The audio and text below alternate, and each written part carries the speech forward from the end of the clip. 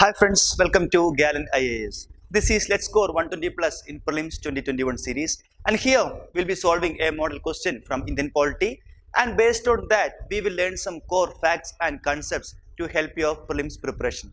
And the question for today is, which among the following statements is or are correct? The governor is not elected but only appointed by the President of India for a fixed term of 5 years. The oath of office to the Vice President is administered by the Chief Justice of India or other senior-most judges of Supreme Court available.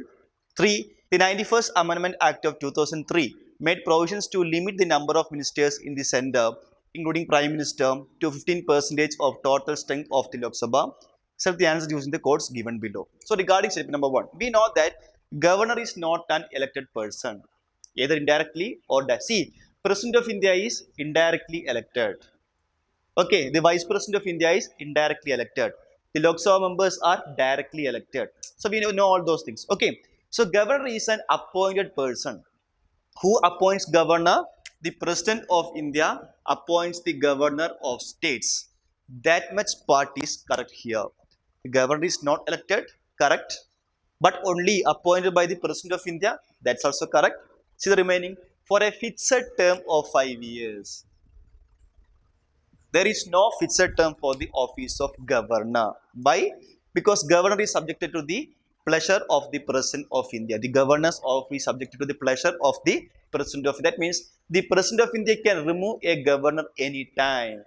I repeat, the President can remove a governor anytime. Also, no grounds mentioned in the Constitution for the removal of a governor. That means whenever the person feels the governor should be removed, the governor can be removed, not an issue.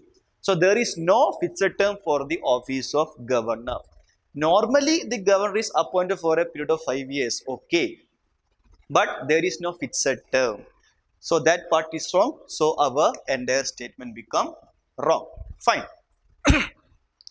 The oath of office to the Vice President is administered by the Chief Justice of India or other senior-most judges. I already said that we must know who administers oath to who appoints whom, and who submits resignation to whom. All these things are important. Regarding the President of India, the Chief Justice of India administers oath to him or other senior-most judges available. Okay, but regarding the Vice President of India, it is the President who administers oath to the Vice President or any other person appointed by the President on his behalf. And please note that the CJI is not administering oath to the Vice President unless and until the President nominates that concerned person. Okay, first preference is for the President administers oath to the Vice President. Okay, in case President is not available, okay, then the President appoints any other person. It can be anyone. The President appoints any other person to administer oath. That's what mentioned under our Constitution. Fine. So statement number 2 is also wrong here. 3 says that the 91st Amendment Act of 2003 made provisions to limit the number of ministers in the centre, including Prime Minister, to 15% of total strength of the Lok Sabha. That's a correct statement. This means that, say, example, if the total strength of Lok Sabha is 100, let's assume, and the maximum strength of Council of Ministers should be 15 by 15% of total strength of the Lok Sabha. So currently the strength of Lok Sabha is 545. Okay, so maximum strength is 15%.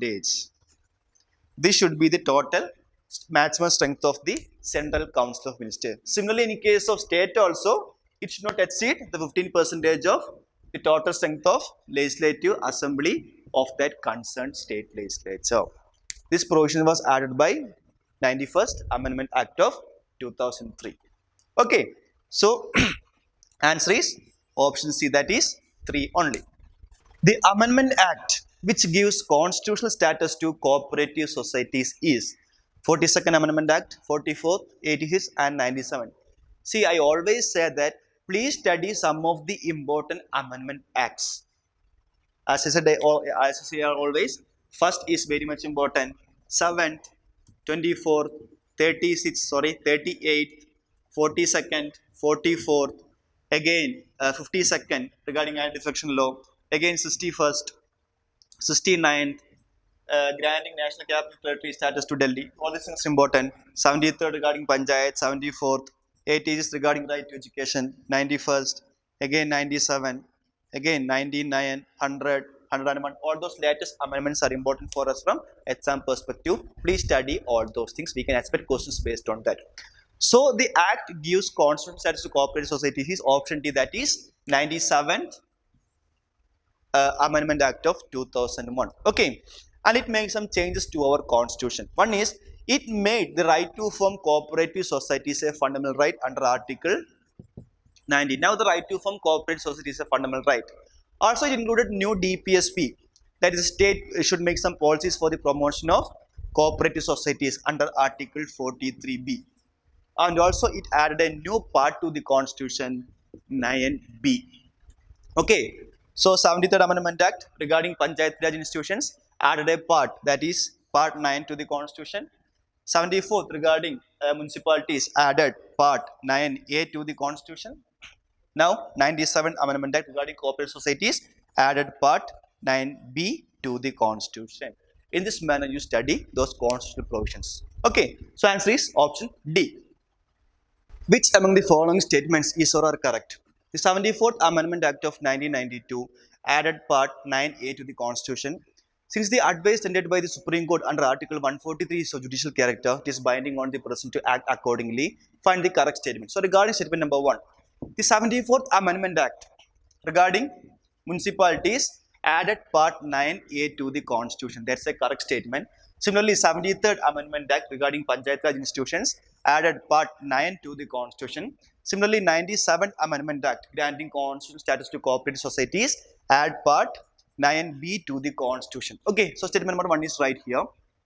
Regarding statement number 2, see the advisory jurisdiction of Supreme Court of India, that is, whenever the President asks for a legal opinion to Supreme Court of India, see, the President of India can ask legal opinion to the Supreme Court judges or the Supreme Court based on two things. One is regarding a law or fact of public importance or regarding a pre-constitutional treaty. In this manner, if a confusion arises, then the President of India can ask legal opinion from the Supreme Court of India. Okay, so in this case, if it is a law or fact of public importance, Supreme Court may give opinion or may not give opinion to the President. It is up to the choice of Supreme Court of India. But if it is a doubt regarding the pre-constitutional treaty, Supreme Court must give legal opinion. I repeat once again, this is important. The advisory jurisdiction of Supreme Court of India comes under Article 143. Okay, that is, the President can ask a legal opinion from the Supreme Court of India regarding a law or fact of public importance or regarding a pre-constitutional treaties. So in this first case, Supreme Court may give opinion or may not give opinion. It is the choice of Supreme Court. But in second case, that is regarding pre-constitutional treaties, Supreme Court must give opinion. Whichever case may be, the Supreme Court give or not give opinion, that opinion is not binding on the President of India. It is not necessary that the President of India has to act accordingly. Fine. So statement number 2 is wrong hereby because it says that since it is a judicial character, no, this is not of judicial character and this is not equal to a judicial verdict. No, this is just Supreme Court giving an opinion to the President of India. So it is not binding on the President to act accordingly. Fine. So statement number 2 is wrong. 1 is right. Answer becomes option A, that is 1 only.